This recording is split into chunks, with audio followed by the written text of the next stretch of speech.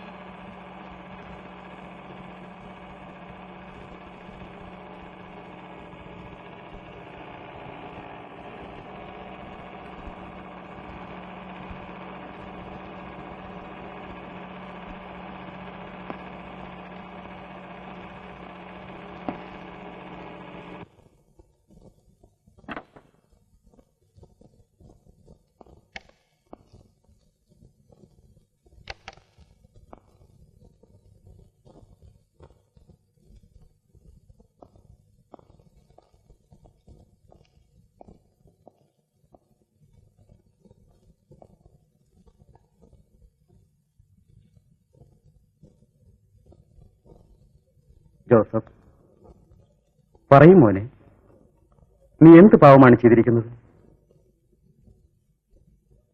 പറയൂ ജോസഫ്, കർത്താവിനോട് ഏറ്റു പറയാൻ എന്താണ് നീ മനസ്സിൽ സൂക്ഷിച്ചിരിക്കുന്നത്?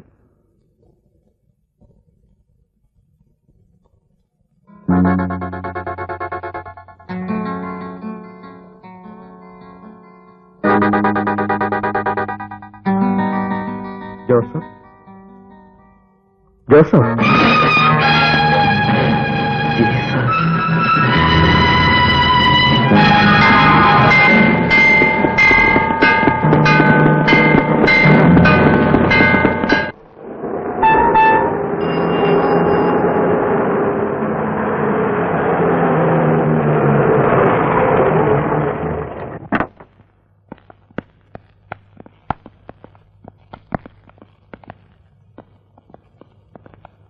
എല്ലാവരും പുറത്തേക്ക് പോകണം.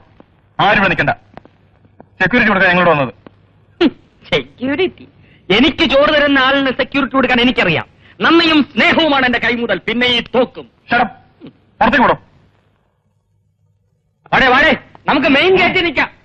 ആ, നിങ്ങളോട് നിൽക്കണം. യെസ് സർ, ഇവിടെ നിന്നാ മതി. ആ, പുറത്തേക്ക്.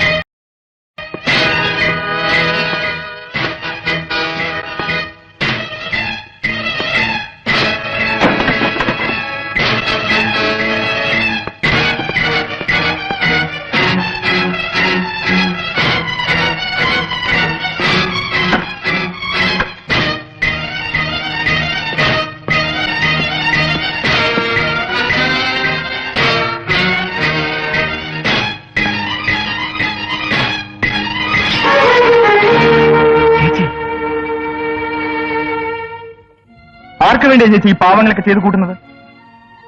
കൊന്നു മതിയായില്ലേ ഇനിയും? കുറ്റവാളികളുടെ പട്ടികയിൽ 1ാം സ്ഥാനത്ത് എന്നെ ചേച്ചി. പോലീസ് ഓഫീസറെ അനിയന് അഭിമാനിക്കാൻ ഇതിൽ കൂടുതൽ എന്ത് വേണം? കാണുമ്പോൾ വെടിവെച്ച് കൊല്ലാൻ ഓർഡർ. ആ പാവം എന്നെ കൊണ്ട് ചെയ്യിക്കാതെ കീഴടങ്ങണ നല്ലത്. എന്തിനാ എനിക്കായിട്ടൊരു സൗജന്യം. മടിക്കണ്ട, വീണ്ടും ഒരു കൊല നടത്താൻ തന്നെയാ വന്നിരിക്കുന്നത്. കൊല്ലാനുള്ള മനക്കരുത്ത് എനിക്ക് വരദാനമായി തന്ന നമ്പീശ മുതലാളിയെ. എടാ, അന്ന് നീ ഒളിച്ചോടുമ്പോൾ ഒരു കാര്യം ഓർക്കാൻ മറന്നുപോയി. നിന്നെ കൊല്ലാൻ ശ്രമിച്ചവന്റെ വീട്ടിൽ പിന്നീട് ചേച്ചിയുടെ ഗതി എന്തായിരിക്കുമെന്ന്.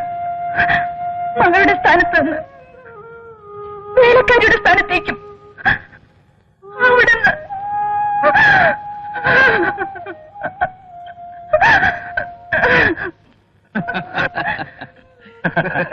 ഈ ഒരു കമ്പനി ഇത്രയും കാലം മിസ്സായത് ഓർക്കുമ്പോഴാ സങ്കടം. ഇപ്പൊ തന്നെ ഇങ്ങനെ ഒരു കേസ് ഉണ്ടാവാനും അത് എന്റെ ബെഞ്ചിൽ തന്നെ വരാനും ഇടയായതുകൊണ്ടല്ലേ നമ്പീശനുമായി ഈ ബന്ധം ഉണ്ടായത്. അല്ലെങ്കിൽ തന്നെ ഞാൻ ജോസഫിനെ പരിചയപ്പെടാതിരിക്കുകയായിരുന്നു.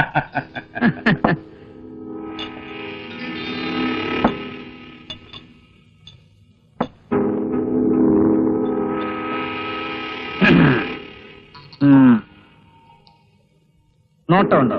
അയ്യോ, അത് അത് ശരി, എന്റെ വളർത്തുമോളായുണ്ടാവും.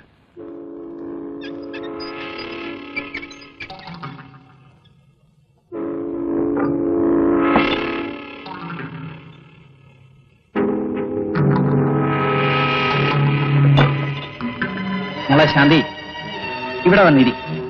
ഇവർക്കൊരു കമ്പനി വേണമെന്ന്. പോറ്റി വളർത്തിയതിന് എന്തെങ്കിലും ഒരു പ്രയോജനം വേണ്ടേ? ഞാൻ ആഗ്രഹിച്ചാൽ അത് നടക്കും. ബലം പ്രയോഗിച്ച് വെറുതെ ശരീരം ചീത്തയാക്കണ്ട. എന്നോട് എങ്ങനെ ഇത് പറയാൻ കഴിയുന്നു? നഷ്ടം തോന്നുക രാജശേഖര. ഇത്രയും നല്ലൊരു ഉരുപ്പിടി വീട്ടിൽ വെച്ചിട്ടാണല്ലോ നാടാകെ തപ്പിപ്പെറുക്കിയത്. കൃത്യസമയത്ത് ഞാൻ വന്നു.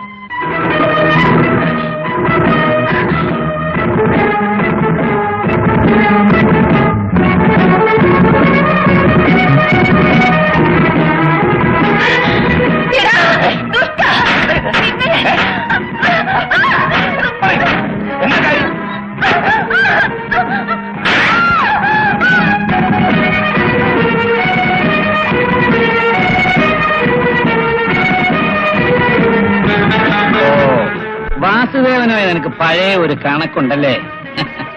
അവനെ വീട്ടിലോട്ട് ക്ഷണിച്ചപ്പോ ഞാൻ ഓർത്തില്ല. കള്ളി ഇപ്പോഴും മനസ്സ് വെച്ചോണ്ട് നടക്കുക.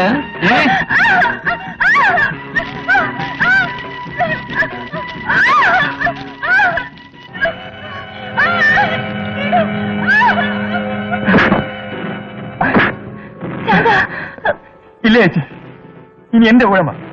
ആ മനുഷ്യൻ ഇന്നേ വരെ ചെയ്ത എല്ലാ ദ്രോഹങ്ങളും ഞാൻ വിളിച്ചു കൊണ്ടുവരും. അവൻ രക്ഷപ്പെടില്ല. ഞാൻ അയാളെ വെറുതെ വിടില്ല.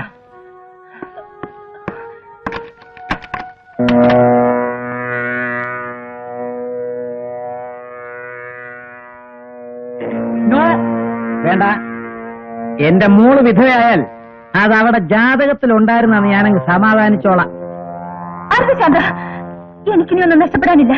പക്ഷെ നീ നിനക്കെന്തെങ്കിലും സംഭവിച്ചാൽ ലതയും കുഞ്ഞും അവർക്ക് സോറി. ജീവനോടെ നിന്റെ ഡിപ്പാർട്ട്മെന്റ് ഇവിടെ ഏൽപ്പിച്ച് ഒരിക്കൽ കൂടി ഒരു പരീക്ഷണം നടത്താൻ എനിക്ക് വയ്യ.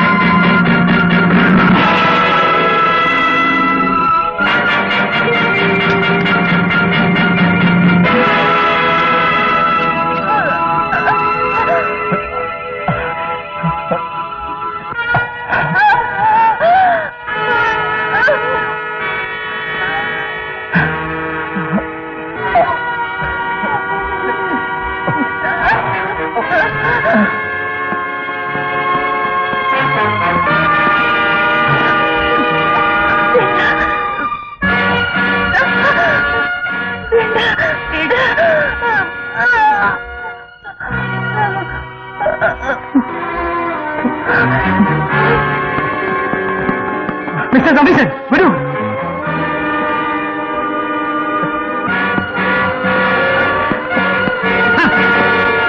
എന്താ ഇത്? കാക്കിവേഷം കൂടെ തന്നെ കൊല്ലാൻ വെച്ചിരിക്കുകയാണോ? നിങ്ങളുടെ ഒരു ഒടുക്കത്തെ സെക്യൂരിറ്റി. നിയമം തെറ്റിക്കുന്ന നിയമപാലകരെ നിങ്ങൾക്ക് തടയാൻ കഴിഞ്ഞില്ലെങ്കിൽ ഇതുപോലെ നിയമം ഞങ്ങൾക്ക് കയ്യിലെടുക്കേണ്ടി വരും. ബാക്കി നമുക്ക് കോടതി കാണാം. ഹ.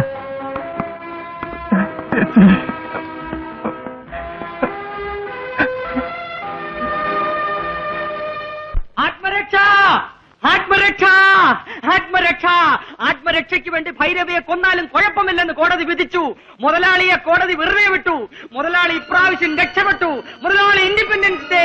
മുതലാളിക്ക് സ്വാതന്ത്ര്യം. എവിടെ മാല ജണ്ട്? എന്റെ മുതലാളിക്ക് സിഗരറ്റ് കൊടുക്കൂ. മാല എവിടെ? മാല മാല എവിടെ? ആ മാല മാല എവിടെ? ഇതെവിടെ? പിടിച്ചോ. എവിടെ എവിടെ? എന്റെ മുതലാളി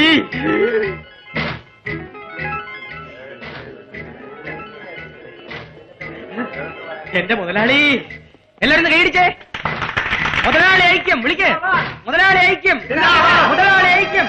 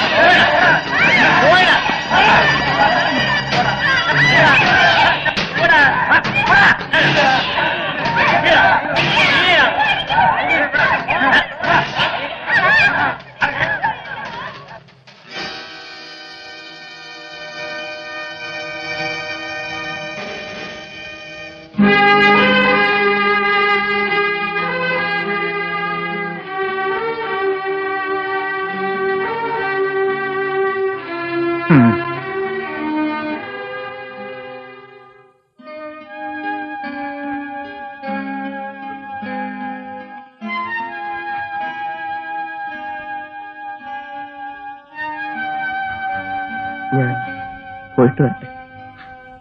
കാത്തിരിക്കും. അത് മാത്രമേ എനിക്ക് കഴിയൂ.